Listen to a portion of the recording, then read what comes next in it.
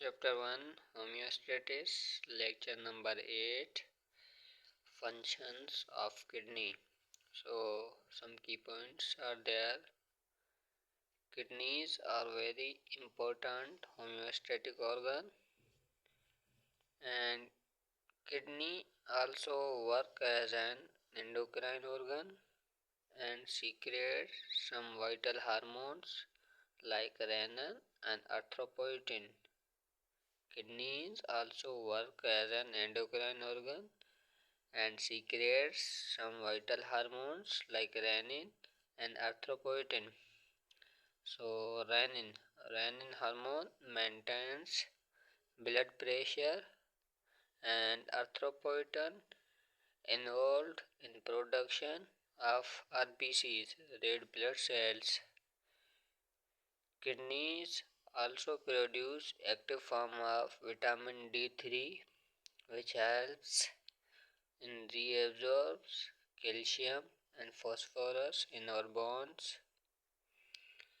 Kidneys reabsorbs HCO3 minus bicarbonate ion from urine back to blood and secretes H plus ion in the urine.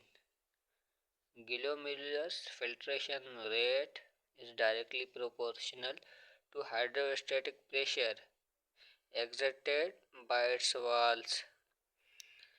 Almost in a day, kidney receives 180 liters of blood in 24 hours in circulation and produce 2.5 liter urine in normal climatic change.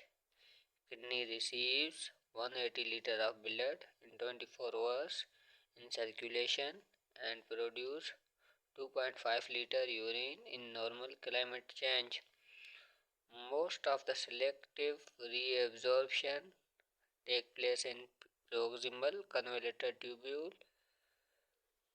In selective reabsorption, water 67%, sodium, potassium, chlorine about 50%, glucose, calcium, magnesium, HPO4 minus 2 are selectively 100% reabsorbed.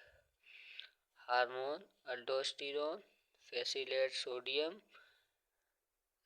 reabsorption, and antidiuretic hormone involves water reabsorption.